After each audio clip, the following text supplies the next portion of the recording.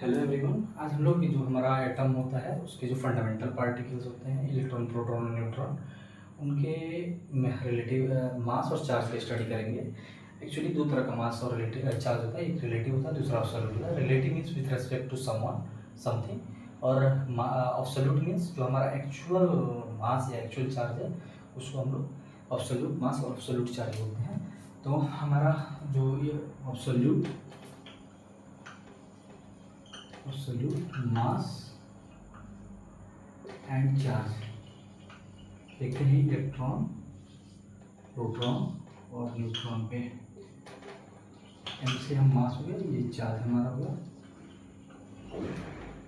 दूसरा होता है हमारा रिलेटिव मास और relative charge. Relative mass and relative charge, तो ये हमारा मानते हैं रिलेटिव मास है और यहाँ पे हम रिलेटिव चार्ज को रिप्रेजेंट करते हैं।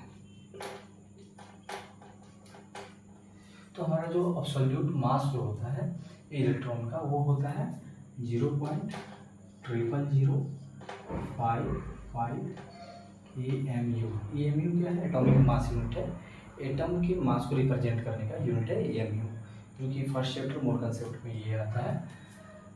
और अगर हम इसको ग्राम में रिप्रेजेंट करेंगे तो कितना होगा? 9.1 इंटू 10⁻28 ग्राम। और केजी में अगर कन्वर्ट करना है तो क्या करेंगे? 1 ग्राम में कितना केजी होता है? 10⁻³ केजी होता है, तो जस्ट 10⁻³ से मल्टीप्लाई कर देंगे।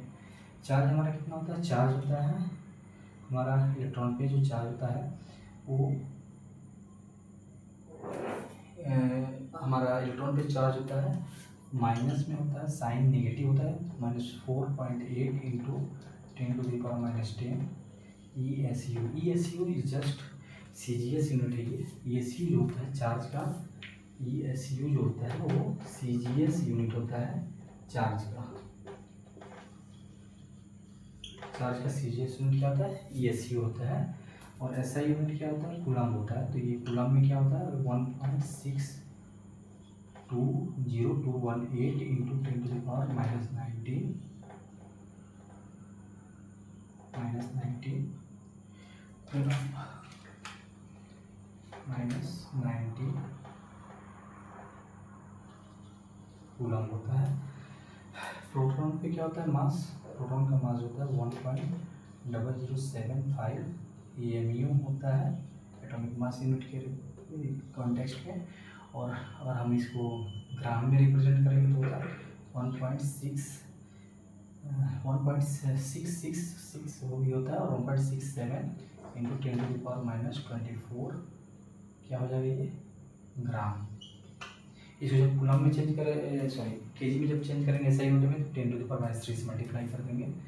और चार्ज कितना होता है? चार्ज हमारा इसमें पॉजिटिव में होता है 4.8 into 10⁻10 ESU electrostatic unit CGS में। और दूसरा SI में अगर करना हो तो ये प्लस में होगा 1.60218 इंटू 10⁻19 कूलम। न्यूट्रॉन पे क्या होता है मास? न्यूट्रॉन का मास स्लाइटली ज़्यादा मोर देन प्रोटॉन होता है, 1.0087 AMU। ये हमारा 1.674 होता है, और ये हमारा क्या होता है? 1.675, स्लाइटली ज़्यादा होता है, इंटू 10⁻24 ग्राम। और हमारा जो चार्ज होता है वो क्या होता है? चार्ज हमारा न्यूट्रॉन पे 0 होता है। यहाँ पे एक चीज़ नोट कर लेते हैं कि हमारा जो मास ऑफ न्यूट्रॉन होता है वो स्लाइटली मोर देन होता है मास ऑफ प्रोटॉन।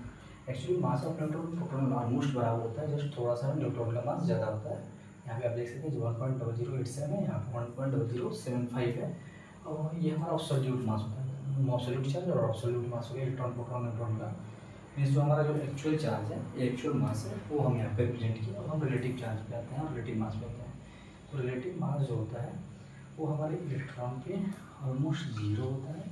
इसको ऐसे भी रिप्रेजेंट करते हैं 1/140 mass of hydrogen atom. Hydrogen atom होता है उसके मास का 1/140 1840 के बराबर होता है हमारा इलेक्ट्रॉन का मास। और चार्ज जो होता है वो -1 के बराबर होता है। प्रोटॉन और इलेक्ट्रॉन का चार्ज सेम ही होता है, जस्ट इसका साइन क्या होता है +1 हो जाता है पोलैरिटी में। और मास हमारा कितना हो जाता है 1 के बराबर हो जाता है। न्यूट्रॉन में क्या होता है, न्यूट्रॉन प्रोटॉन का मास ऑलमोस्ट सेम होता है, तो ये 1 के बराबर होता है। और चार्ज क्या होता है 0 हो जाता है। मास और चार्ज को रिप्रेजेंट कैसे करते हैं, जो हमारा मास जो होता है इसको हम हेड पे ऊपर में सबस्क्रिप्ट में लिखते हैं, और जो चार्ज होता है वो सुपर स्क्रिप्ट में लिखते हैं राइट साइड में। और जो हमारा चार्ज होता है वो हमारा जैसे यहाँ पे चार्ज होगा, यहाँ पे मास होगा, तो मास इसका क्या हो जाता है 1 के बराबर, और चार्ज कितना होता है +1। उसी तरह से इसका मास चार्ज -1 मास +1।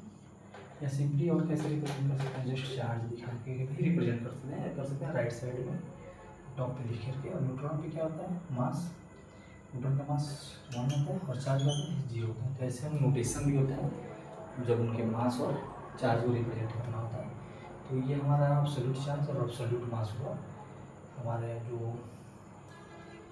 इलेक्ट्रॉन प्रोटॉन और न्यूट्रॉन उनके फंडामेंटल्स पार्टिकल आइटम के, इनका हमारा एब्सोल्यूट चार्ज और एब्सोल्यूट मास हुआ।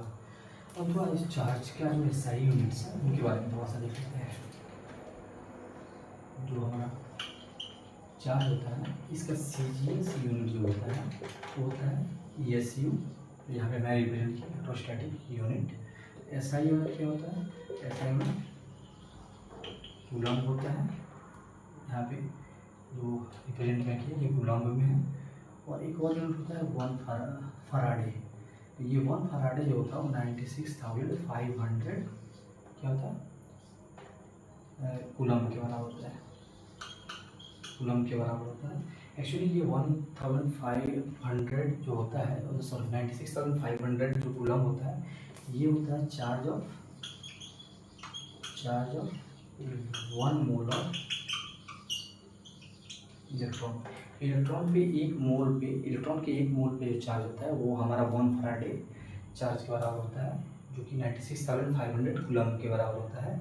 तो मास ऑफ 1 मोल में कितने इलेक्ट्रॉन होंगे, 1 मोल में नंबर ऑफ इलेक्ट्रॉन कितना होगा 6.022 × 10⁻23 क्या हुआ इलेक्ट्रॉन्स होंगे, जिसको हम लोग एवोगाड्रो नंबर बोलते हैं। ये एवोगाड्रो नंबर है।